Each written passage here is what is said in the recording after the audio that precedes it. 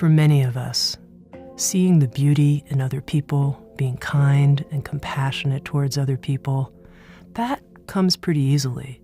But what's really hard is seeing the beauty in ourselves and being kind and compassionate consistently towards ourselves, especially when difficult things happen. Perhaps someone's critical of us, or we make a mistake. We beat up on ourselves.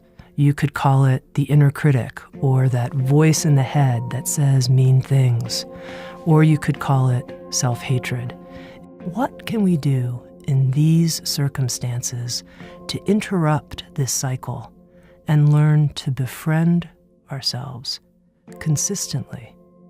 Sounds True has created the Self-Acceptance Project to investigate this question. We've invited the participation of spiritual teachers, psychologists, neuroscientists, visionary writers, all to look at how can we learn to be kind and compassionate towards ourselves on a consistent basis. Thank you for joining us, and welcome.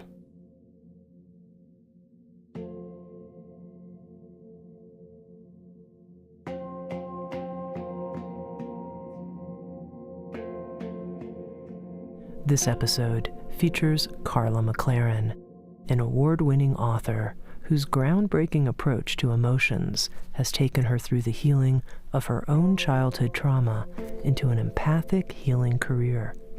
Carla has authored the book, The Language of Emotions, and an online course with Sounds True called Emotional Flow. Carla, welcome. Hi, it's so nice to talk to you. As always.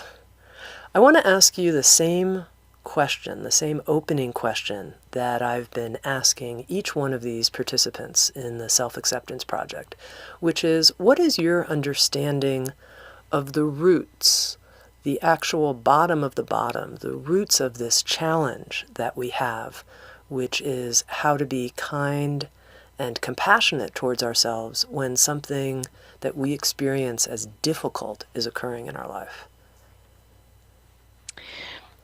I would say, and I've been thinking about this, I would say that the roots are two things that are pretty unusual. One is empathy, is the root of the trouble. Two is a specific emotion called shame. And the interesting thing is that we would always think of empathy as a positive thing. No one would say, I don't want any of your empathy. However, the thing that can be troublesome in empathy is that if you do it right, empathy is completely and utterly about the other person. It's not about you. If it's about you, it's not really empathy. And one of the problems is that if you're very empathic, then you can spend so much time meeting the needs of others that you sort of de-self. You lose empathy for yourself. So I would say one of the largest aspects of self-acceptance is to have empathy for yourself, to turn toward yourself and say, well, what would you like? What would be the perfect thing for you? And give yourself as much empathy as you give to others.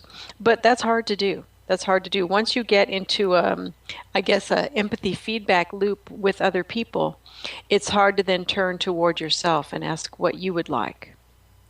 I think I see that greatly, especially with people who are very giving. A lot of times I will ask people, if someone treated you the way you treat yourself, would you call the police? And the answer is often yes. I would call the police and the fire department because the self becomes almost a secondary issue when a person is very empathic and very caring about others. Mm-hmm. The other piece that I see is difficulties with a beautiful, necessary, gorgeous, exquisite emotion called shame. And notice how I introed shame by coming at it from the positive side, because we all know shame as just a miserable emotion. that makes our lives, unrelentingly rotten. But the purpose of shame is to check our behavior as it's going out of us or anything that we ourselves are doing. Shame is always checking to see if what we're doing is correct, if what we're doing is beneficial, if what we're doing is what we agreed to do, if what we're doing is empathic toward others. So shame is, in a healthy psyche, a constant check-in that would say, are you sure you want to say that right now about her clothes? Because that could hurt her feelings. You need to back off. Or, are you sure you want that 17th cookie? You probably don't, okay? Just relax. That would be the messages you would get from shame in a healthy psyche. The messages you would get from shame in a person who doesn't know they're working with shame, doesn't understand the purpose of shame, would be, you fat pig, how can you eat another cookie? And then you'll grab one just because. You'll just do it, and then you'll eat 27 more. What I see is that when people don't have a good relationship to their shame, and shame's job is to check your behavior and make sure that you're behaving in a way that feels right to you, that self-acceptance is almost impossible, because shame in that person is going to be got a brutal, like a big ape chasing you around and slapping you upside your head. Whereas in a healthy psyche, shame will be your friend. Shame will be sort of like a mentor or a big brother or a peer who says, really? Are you sure? No, I don't think you want to do that. And so I think that's one of the biggest issues is empathy, which is a wonderful thing, but it can be very destructive if you only present empathy to other people or for other people. And shame, which is a beautiful thing, but can be very destructive if you don't understand its purpose. Now, I want to talk about both of these roots in greater detail. So let's begin with this idea of empathy, because I really want to make sure I understand what you're saying. Mm-hmm. So I certainly get it that in order to empathize with another person, I have to empty myself and really be open to feeling what they're feeling. Mm-hmm. What I don't understand in what you're saying is, why does that make it hard for me to be kind and compassionate towards myself? Why is that problematic? It doesn't have to be, but it often is. And one of the ways that you can tell if empathy has occurred, and I've been doing a lot of study into what is empathy and what isn't. There's a wonderful study done with young children, and in front of them are a bowl of raw broccoli and a bowl of goldfish crackers. And all of the children loved the goldfish crackers. Only one or two liked the broccoli. And an adult experimenter comes in and makes yummy faces toward the broccoli and yucky faces toward the goldfish, right? So in most cases, the experimenter is telling the child that the experimenter likes the opposite food as what the child wants. Then the experimenter, without cueing, just puts his or her hand out and says, "Can I have some food?" Now, many of the babies won't give them anything, but many babies will give the goldfish. And what the research experimenter has said is, that's not empathic. It's generous, but it's not empathic because the baby has not correctly read the wishes of the experimenter. If the baby gives the broccoli, which the baby doesn't like at all, maybe doesn't even want to touch, but if the baby gives the broccoli to the experimenter, that's empathy, because it shows that the baby understands that the needs of the other are completely different and even opposite to what the baby would wish for him or herself. Now, I love this experiment because it shows so clearly the difference between generosity and compassion and empathy, which is that empathy is you must take almost de-self and get into the position of the other, take the other's perspective, and see what it is that they would want. And you can understand this sometimes when you're giving gifts and you know that your friend loves the NFL, and your friend is a football nut and you cannot stand football and you never want to hear it. But if you love the friend, you're going to find something that gets into that special, special love of football that your friend has. And this is just in gift giving, right? But let's say that you are in a relationship with someone who needs a lot of attention, a lot of attention, a lot of talking on the phone, and you yourself are a reticent and quiet person.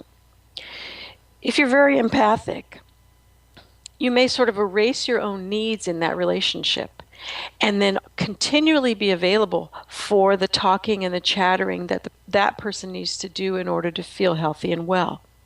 And it won't occur to you that this is taking time away from your private life, this is taking time away from your healing time, and this is taking time away from who you are as a person and what you need. So giving that person what they need, if you and the other person are quite different, can set you into a place where I don't know if it's that you're not accepting yourself. Well, you're not accepting that you have your own reality and your own needs. But being with that person becomes a way that you are no longer with yourself, if that makes sense. So I'm starting to understand what you're saying. So if I'm a highly empathic person, it may be that I haven't really developed a language and a prioritization of how to relate to myself. Yes, the self becomes unimportant. And it's something that you see in a lot of spiritual practices, especially Buddhism, where the idea is you want to transcend the self or let the self go and become one with the impermanence, right? You don't want to be always about yourself. But I find with highly empathic people, they already did that. They're one with kind of everything but themselves. And when you ask, what do you want right now? Often the answer will be, duh. There's just not even a sense of what I want, who I am, where I begin and end. And so self-acceptance for a person who's highly empathic can be a very weird kind of non-starter. Well, I think I like chocolate, or something like that. There's been so much time spent on making sure that the other has, his NFL football or his or her extreme talkativeness, or, the other person gets the raw broccoli, that who I am becomes secondary. What percentage of the population do you think we're talking about here, Carla? What percentage of people do you think are in this category of being highly empathic and putting other people first? I say this because, of course, I know a lot of people I think are terribly self-obsessed. And, so what are you talking about? Like 10% of the people might fall into this category that you're describing? I think in general, it's because of socialization, it's a more highly female behavior. And I would say hyper empaths, people who are extremely empathic, I'm going to say 10 to 15%, and that's just a ballpark. But most women have this tendency. And a great number of men do as well. If they're emotionally sensitive and emotionally aware, a lot of men also learn to give over their own needs, especially in order to get love. That's a big one. And what would you say to somebody who, as you're talking, feels, I fit this category, this is me? I don't even know what I want in any given situation. I'm so busy attending to everybody else. What would be your sort of key suggestions for such a person to develop this stronger, healthy sense of self?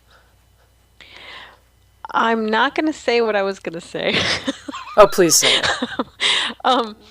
I would say that The work is to create, start to understand one's own voice, standpoint, and sense of self. And that can begin very simply in terms of waking up each morning and saying, what do I want to do today?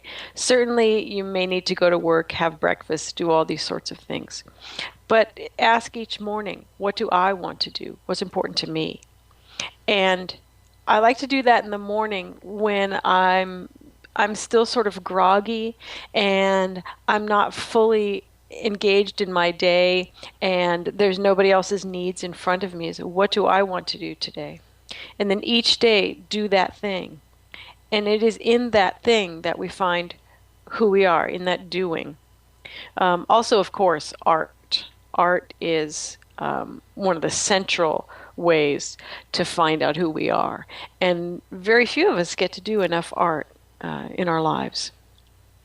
Now you said The thing that I wasn't going to say is yes, thank you. the emotion that helps us understand who we are, and in a healthy way, is anger.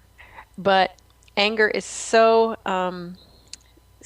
unwanted, so unloved, so hated that it's hard to speak about it.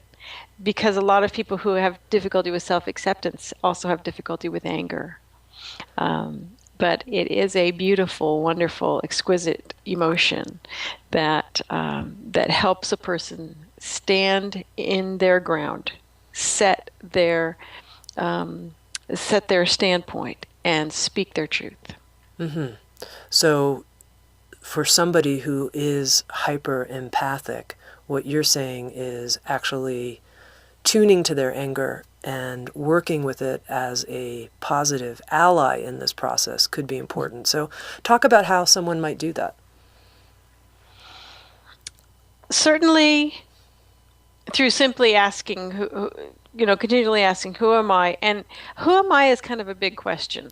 There's too many answers, but rather, what do I want? What's important to me?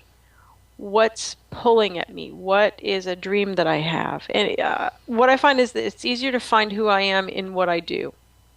But first asking myself, what do I want to do? Because a lot of times we'll get into, especially for empathic people or for people who are very much givers or very much available to others, a lot of what we do is directed by the needs of other people. And that's why I kind of start in the morning, right when you wake up. What do I want to do? And it can start that simply. Because so many times, as we get into our adult lives, our lives are about our job, our families, our parents, our children, our siblings. It's about who we are in relationship. And that's an extremely important part of our lives.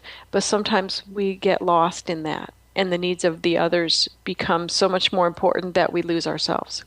So again, it's asking, what do I want to do? What's important to me? It's very interesting, the whole way that we're having this conversation about highly empathic people and how self-acceptance might be different for them than for other people. I think most people that have been participating in the self-acceptance project have been looking at it as, here are all these ways that I treat myself poorly. I say mean things, I'm critical of myself, I'm too fat, whatever. And what I hear you saying is that for a highly empathic person, just getting one's self on the map of the day is this important move in quote-unquote self-acceptance, accepting that I have a self. Yeah. You're the first person to actually bring this perspective forward, so that's why I'm underlining it here. Yeah. And in my empathic understanding of emotions, anger and shame are the emotions that help people create a sense of self. Anger is the emotion that arises when challenges to your standpoint, to your sense of self, and to your voice occur. And in a person who works well with anger, who's got a good friendship with anger, the action that needs to be taken is to reset the boundary. So if someone comes up and says to you at work, um, I have to go to a lunch. Can you finish this project for me that that I was supposed to finish 2 days ago? This is an offense against you as certainly as a worker, but also as a person. And no, don't go to lunch. You finish your job. Anger should come up at that time. And I think a lot of us, if we don't work well with anger, we may attack the other person, or we may shove the anger down and just say, okay, yeah, just give me your project and you have a good lunch. But in a healthy person, they can stand up, take their place, take their position, claim their standpoint, and say something to the other person that isn't cruel and rude and thoughtless, but sets a very clear boundary. I'm sorry. For instance, I'm sorry that you're so late on your project, but I'm sorry, I really can't help you right now. Thank you for asking. Or whatever. But there's so little, there's so many books out there on assertive behavior, on how to deal with conflict, on how to deal with basically situations that call your anger forward. There's very little understanding of how to work with anger. The same with shame. Shame's job is to turn towards you, hopefully before you do something that is wrong. Hopefully before you do it. And when shame comes up, for instance, when you're about to say something wrong, shame will actually come up and strangle you a little bit. You will get a heat and a rush, and you'll lose your capacity for speech. And this is shame saying, hold on, buddy. Wait a minute here. What you're about to do is not right. The problem with shame, when I say when you're about to do something wrong, what I mean is things that are wrong that you have decided upon as yourself, I don't want to say your adult self because children can also work well with shame, but as your real self, you've decided, I want to do this and I don't want to do that. These are my rules. This is my morals. This is what is important to me. Then you and your shame can work, and you can say, did I mean to do that? And you can check in and say, well, no, that wasn't a part of my moral structure. I need to go make amends. The problem with shame is many of us learn about shame by being shamed. So we're told all sorts of things from parents and teachers. And what happens is that people get a lot of shaming messages. So, don't talk back to me, smarty pants, or hey, little fat girl, or things like that, where the voices come in, the shame comes in. And a person who doesn't understand the purpose of shame or how to work with shame will only have this inauthentic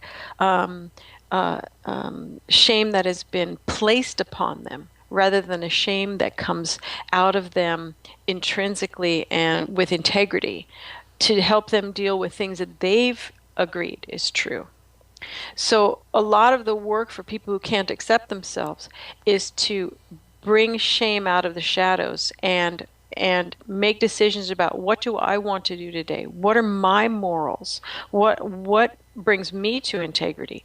What is important to me? And that is what shame can help me deal with. The other messages, those need to be moved onward. And I have a couple of different ways to help people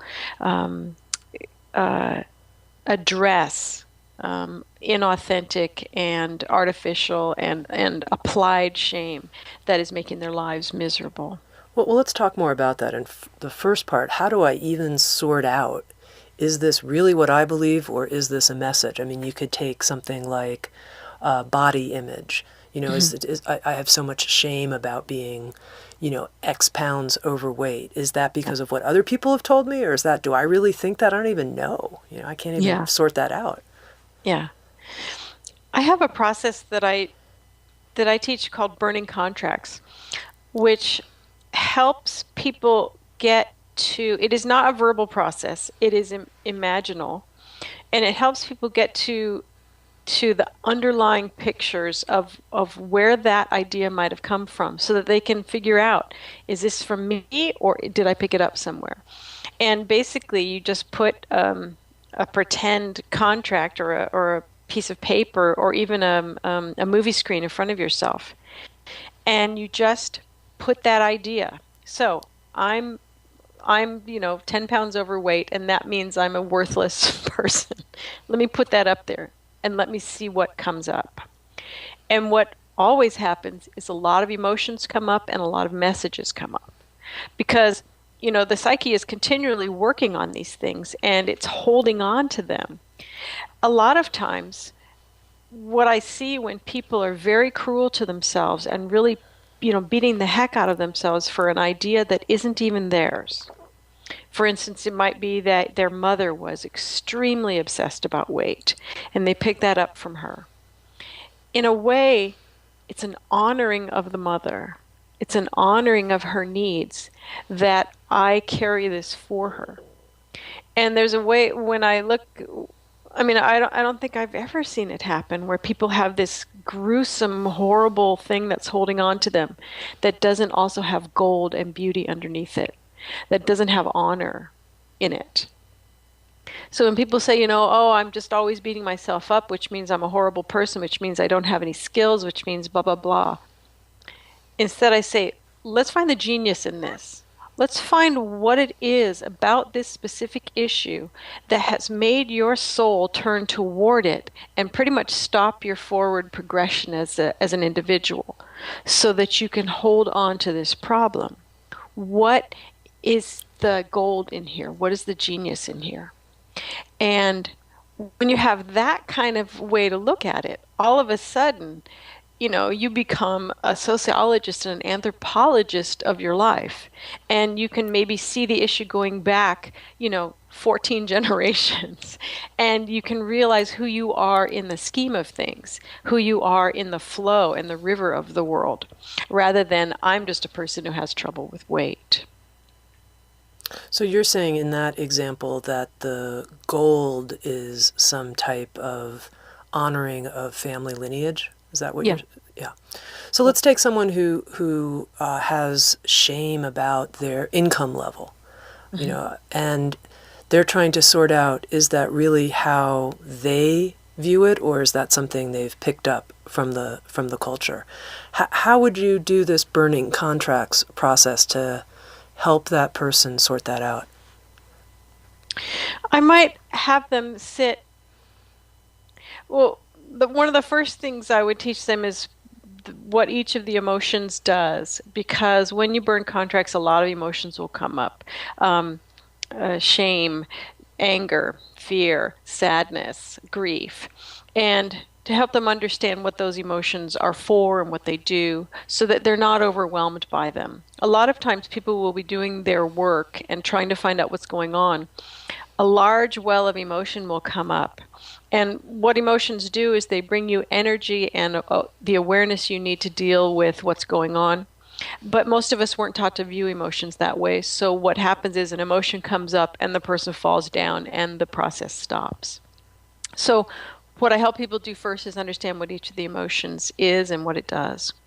Now, when we're talking about money, when we're talking about income, we are in the emotion of envy. And envy is another beautiful, wonderful, exquisite, delightful emotion. However, it usually gets beaten out of us in our very early years, probably at the age of 2 or 3. When children get into the mine place, mine, they're taking everything. They want everything. If there's anything interesting in the room, it is mine. And parents generally tell the child, that is not yours. You need to share. You need to give the other child this thing first, right? We try to stop that natural progression of a child learning what is mine. Now, when we look at shame over my income, and I guess in this instance, is shame because I don't have enough income? Yeah, let's say that. Okay, all right. Some people can have shame about too much income. I would put that up on the contract and see what emotions come up. There's going to be fear, there's going to be grief, there's going to be sadness. Each of the emotions has a very specific action that needs to be performed. It has a very specific message to bring. And it can help the person look at, where did this come from and who is this important to? Is it important to me? What about my dad? What about my spouse? What about my siblings? For whom is this important? Sure, I would like to have some money. I would like to be more comfortable. But what is this shame about? You know, when there's a big emotion, I always turn toward it and say, okay, what are you about? Where is that going? And I find that emotions are one of the most important aspects of finding out who I am, because my emotions will always tell me who I am because of how I feel. Um, I don't know if that makes sense. You could explain that a little more. I think that would be helpful. I talked about waking up in the morning and saying, what do I want to do? And that is moving towards something with the emotion of happiness. Happiness's job is to help you look forward to the future with hope and light and some amusement. So when I ask, what do I want to do? I am sort of evoking happiness. What would make me feel happy? But you can also do sort of a backward thing by asking yourself, what is troubling me right now? And you may get a longer list than what do I want to do. You may get a long list of what's troubling you. But then start asking, well, why does that trouble me? Am I sad about it? Sadness means I need to let something go. Am I angry about it? Anger means I need to set boundaries and restate my voice and standpoint. Am I grieving about it? Grieving means that something has died. I've lost it irretrievably. Is that what's going on? Am I jealous? Jealousy means that I'm trying to position myself healthfully in relation to love and recognition and loyalty. Why am I needing that right now? Is that important to me? So, interacting with your emotions helps you understand who you are as an individual. Your emotions will tell you exactly what you feel about something and exactly how you're positioned in relation to it. So I think that might be one of the easiest ways to figure out who you are, is to see how you feel about things. Carla, part of the inspiration at Sounds True to do this entire series of dialogues about self-acceptance is that we've seen that it's such a huge challenge for our listeners, that even people who have meditated for decades and people who have done seemingly quite a lot of work on themselves still seem to have this challenge. And I'm trying to listen very carefully to understand what might be at the roots of it and why this is so apparent in our time, that this is an area where many people get stuck. And in listening to you, it sounds to me like part of what you're saying is that the reason self-acceptance is so hard for so many of us is that we don't have this kind of working flow with our emotions in the way that you're describing. I mean, for most people in our culture today, anger, shame, jealousy, sadness, these are not seen as messengers of the psyche. These are seen as like things I should get rid of. And so I'm wondering if you think that part of the reason we have so much trouble with self-acceptance is that we just aren't being educated properly, trained properly, given the right view about our emotions to begin with. I would say so. I would say so. What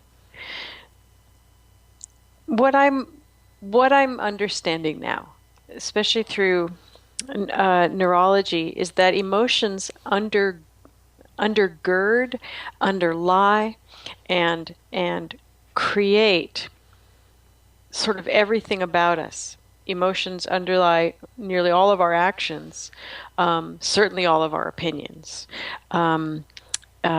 most of our interests, and emotions are also very connected to learning in terms of the emotions will tell you whether something feels right or feels true or not. So your emotions will tell you, for instance, if you're reading something about some political position, your emotions will become involved with that and you'll get angry. That's not true. Or you'll be pulled toward it. Oh, yes, that's right. That's right. That It's your emotional response to information, even mathematics, even calculus. Your emotional response to it is what tells you that's right. Is it 2 plus 2 equals, it's your emotions will tell you 4 feels right. 5, no, no, not 5. It's 4. 4 feels right. So what we're understanding now is emotions are are the beginning of everything. And for me, then the focus is let's figure out what emotions are, what they do, what they're about, and what they want. And in that way, we can get to the very crux of who we are. We can understand ourselves very deeply simply by following the emotions that are already inside us at all times. Okay, and just to complete our conversation, I want to pick up one loose end because we were talking about shame and how you see shame. I think you used words like gorgeous and exquisite and things like that. And that once we sort out that this isn't someone else's value system, this is really my value system, and I feel ashamed in this moment, Yeah. then how do I work with that feeling so that I can be kind to myself in that moment? I don't have to, really be a super jerk to myself when I've identified, this, I was off base here. What do I do? Yeah. And I think that's the hardest thing. I mean, it's a sign of maturity to be able to turn toward yourself and say, "Wow, that was a mess, what you just did." And the fact is, it was a mess. And so, what do you do? I think the hardest things to say to yourself are, "I don't think you did that right," in a kind way. It's very easy to say, "Well, you're just a jerk. You're an idiot. You're stupid," but to turn to, because you can't do anything if you're a jerk and you're an idiot and you're stupid. There's nothing that you can do with that. You're just an idiot. However, if you can turn toward yourself and say, that could have been done better, or you just hurt somebody, or I think with shame is to keep it behaviorally focused or action focused rather than focused on you are a bad person. If your anger is working well, and shame and anger, I call them the siblings, they're brothers, they're sisters, they work with each other. If your anger is working well, you will be able to stand up and have this central being who makes decisions. Shame will then be able to turn towards you and say, that fourth cookie, you don't need that. Or to say something snotty right now about that person's behavior, you don't need to do that either. And when you do it, when it comes out and you've done it, you can say, okay, that thing that I did, not that person I am, but that thing that I did was not where I wanted to go in my life. It's not who I want to be. And then turn towards say, okay, that I don't need to do that anymore. You might want to burn contracts with the behavior, and then go and make amends to the person. It's never too late to go back and do things right. It's never too late to go back and say, you remember 6 years ago when I was unkind about that thing you were wearing? The person may not remember it, but you can always say, you know what? I felt bad ever since. And then you and that person can get into a conversation, and you may get to a really deep place because you were willing to be vulnerable. But it's that structure of healthy anger and healthy shame that help you do that. But Carla, what if you have done something that has created some outcome that is really terrible that you can't fix or replace? I mean, you could make amends to a person, but you can't bring back certain things. They're done. For instance, Let's say something terrible happened that resulted in harm, physical harm to another being, something like that. And there's a lot so of something shame you about did that. intentionally that Maybe created not. harm Maybe for it wasn't. you hurt Maybe it somebody. wasn't intentional, but it was unintentional. But it was something stupid. You can make amends. Yeah, you can still make amends. I mean, some people will create. It may be time for ritual. When things can't be fixed in this world, it's nice to remember that there's another world, Um, and then it may be time for a grief ritual, an atonement ritual, to create a shrine or an altar, something where you can still make amends, um, even if the situation is over, the person never wants to speak to you again, or something like that. You can always make amends through ritual. Yeah, I think that answers that. Carla, I always love talking to you. You have such an unusual and important take on our inner life, and I appreciate it so much. It's so helpful to me. Thank you. Thank you so much. Been talking with Carla McLaren. Carla with Sounds True is the author of several learning programs, including a book and an audio series on the language of emotions, an online course called Emotional Flow, and a forthcoming book on the art of empathy, a complete guide to life's most essential skill. SoundsTrue.com. Many voices, one journey. Thanks for listening.